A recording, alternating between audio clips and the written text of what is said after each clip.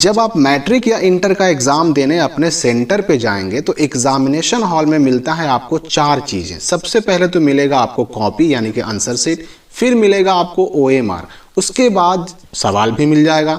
और जब आप क्वेश्चन कॉपी ओएमआर के आधार पर अपना एग्जाम देना शुरू कर चुके होंगे, लिखते रहेंगे, तो आएगा पीछे से अटेंडेंस शीट यानी उपस्थिति पत्रक, यानी जिसपे आपको अपना हाजिरी बनाना है, अटेंडेंस बनाना है। और इसके अलावा बीच में एक चीज और आता है एब्सेंटी सीट, जिसको कहते हैं अनुपस्थिति पत्रक। तो उसमें आपको काम नहीं करना होता है, उसकी चिंता नहीं करनी है। लेकिन जो ये चार में से तीन चीजें हैं, क्योंकि जो क्वेश्चन है उसमें तो कुछ काम करना नहीं है, बस उसको देख करके आंसर देना है। लेकिन ओएमआर, कॉपी और अटेंडेंस सीट, ये तीन चीजें ऐसी हैं जिनमें बहुत सारे डिटेल आपको भरने होते हैं, बहुत सारा डिटेल आपको खुद से एंट्री करना होता है। तो इनमें होने वाली छोटी सी भी गलती आपको आगे बहुत बड़ी परेशानी में डाल सकती है, आपकी सारी मेहनत बेकार हो सकती है। इसलिए मैं आपको एग्जामिनेशन से पहले, मैट्रिक और इंटर का एग्जाम होने से पहले, ये कॉपी, ओएमआर, अटेंडेंस शीट, इन सब को सही सही भरने का पूरा तरीका अच्छे से बताऊंगा, बारी बारी अलग अलग वीडियो में।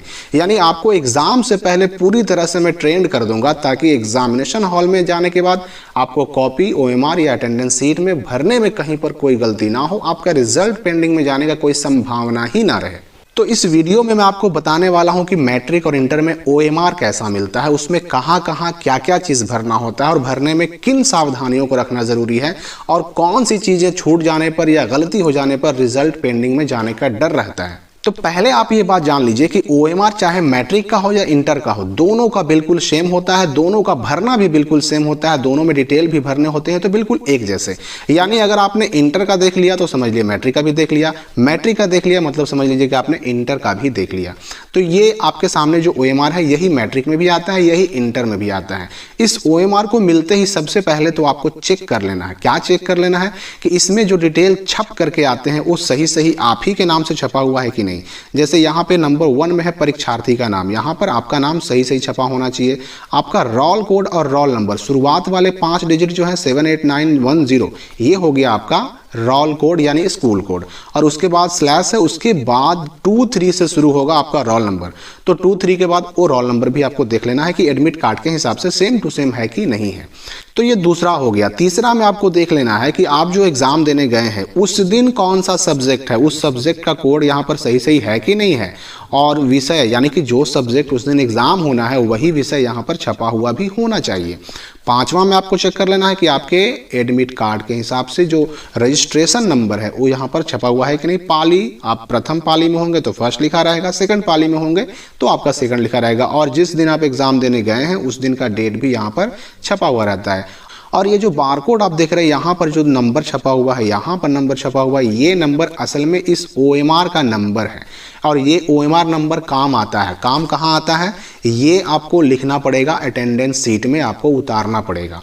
तो ये ओएमआर नंबर हो गया, चाहे आप यहाँ पर देख लीजिए, चाहे आप यहाँ पर देख लीजिए, चाहे आप यहाँ पे देख लीजिए, तीनों जगह पर एक ही नंबर रहेंगे। और ये नंबर आपको उतारना पड़ता है कहाँ, तो अपने अटेंडेंस शीट पर। तो इतना चीज़ देख लेना है। उसके बाद आगे जब थोड़ा सा बढ़िएगा तो 8वां नंबर जो कॉलम है उसमें आपको भरना होता है प्रश्न पत्र का क्रमांक, यानी जो सवाल मिलेगा आपको, सवाल के ऊपर दाहिने कोने पर इस तरफ यहाँ पर एक नंबर छपा होता है, 10 अंक का या 11 अंक का होता है। स्टार्टिंग में 3 अंक जो होते हैं वह विषय कोड होता है। क्वेश्चन नंबर जो भरना है, उस क्वेश्चन नंबर को जब आप क्वेश्चन में ढूंढिएगा तो क्वेश्चन के ऊपर टॉप पे जो राइट साइड में बता रहा हूँ आपको, वहाँ पर जो क्वेश्चन नंबर का स्टार्टिंग 3 अंक होता है वो वही होगा जो उस दिन विषय होगा, मतलब जो उस दिन जिस विषय का, जिस सब्जेक्ट का एग्जाम होगा। एग्जाम्पल के लिए अगर 113 इंग्लिश का एग्जाम हो रहा है तो उस दिन मिलने वाले क्वेश्चन के स्टार्टिंग 3 अंक क्या रहेंगे, तो 113 ही रहेंगे, और उसके बाद लास्ट में 7 अंक और रहेंगे। तो वो 3 अंक आपको 113 यहाँ लिख देना है, और लास्ट वाले 7 अंक यहाँ लिख देना है 7 बॉक्स में। यानी 10 अंकों का ये जो क्वेश्चन नंबर का बॉक्स है आपको भर के कंप्लीट कर देना है, ये 8 नंबर कॉलम में। उसके बाद 9वां में क्या लिखा हुआ है, परीक्षा केंद्र का नाम, आपका सेंटर किस स्कूल में, किस कॉलेज में गया है, एडमिट कार्ड में छपा हुआ रहेगा। एडमिट कार्ड से देख करके अपने सेंटर का नाम यहाँ पे लिख देना है, कैपिटल लेटर में लिख देना है। और उसके बाद क्या करना है, अगला काम आपको, कि ये जो बॉक्स देख रहे हैं आप, यहाँ पर आपको अपना साइन करना होगा। परीक्षार्थी यानी कि जो एग्जाम देने वाले आप स्वयं हैं, यहाँ पे साइन करेंगे, और साइन वही कीजिए जो एडमिट कार्ड पे छप करके आया हो। यहाँ पर आपको नहीं करना, क्योंकि यहाँ पे लिखा हुआ है वीक्षक का पूर्ण हस्ताक्षर। यहाँ पर जो आपके रूम में ड्यूटी करेंगे, इन्विजिलेटर होंगे, वो साइन करेंगे, तो इसमें आपको छेड़छाड़ नहीं करनी है। और यहाँ पर ध्यान देना है कि इस बॉक्स में केंद्राधीक्षक यानी CS, जिसको कहते हैं हम लोग सेंटर सुपरिटेंडेंट, तो OMR के इस भाग में सेंटर सुपरिटेंडेंट का मुहर लगा हुआ होना चाहिए। अगर नहीं लगा हुआ हो तो आप अपने रूम में ड्यूटी कर रहे किसी भी वीक्षक से कह करके यहाँ पे मुहर लगवा लीजिए। इतना काम करने के बाद आगे बढ़िएगा तो आपको एक काम महत्वपूर्ण, जो सबसे महत्वपूर्ण अब तक का मतलब अगर देखा जाए तो सबसे महत्वपूर्ण काम है वो करना है। वो है 18वां नंबर कॉलम में प्रश्न पत्र का सेट कोड लिखना होता है। तो जब आपको क्वेश्चन मिलेगा एग्जामिनेशन हॉल में, उस एग्जामिनेशन में मिलने वाले क्वेश्चन का एक सेट होता है, A से लेकर के आपको J तक मिलेगा। तो A B C D आपको कौन सा सेट मिला है, जो भी सेट मिला है आपको क्या करना है, सिंपली अगर मान लो कि B मिला है तो इस बॉक्स में आपको B लिख देना है, और यहाँ जो सेट B के सामने गोलक है उसको आपको पूरा गोल भर देना है। और अगर C मिला है तो यही काम किसके साथ करना होगा, तो यहाँ पर लिखना होगा C, और यहाँ पर C वाले गोलक को गोल कर देना होगा। सेट जरूर लिखना है, क्योंकि सेट नहीं लिखेंगे तो OMR चेक करने वाली मशीन को पता ही नहीं चलेगा कि आपने आंसर किस सेट के हिसाब से दिया है, A के हिसाब से दिया कि B के हिसाब से दिया कि C के हिसाब से दिया कि D। मतलब सेट नहीं लिखने पर यह दिक्कत होती है। और याद रखिए कि रिजल्ट पेंडिंग में भी जाता है यही चीज छूट जाने से, इसलिए कोशिश करना है कि सेट आपको जरूर लिखना है, सेट लिखने में गलती ना करें। और जब इतना काम कर लेंगे तो आपको आंसर देना है। यहाँ देख सकते हैं क्वेश्चन नंबर 1 से लेकर के 100 तक है।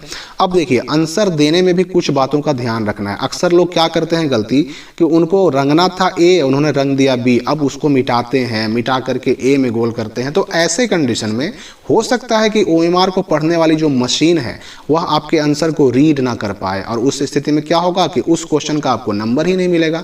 इससे आपका रिजल्ट पेंडिंग नहीं होगा, 2 गोलक को गोल कर देने से या मिटाने से या ओवरराइटिंग से रिजल्ट पेंडिंग में नहीं जाता। हाँ, इससे क्या होगा कि जिस क्वेश्चन के साथ आपने ये किया उस क्वेश्चन का केवल नंबर नहीं मिलता है।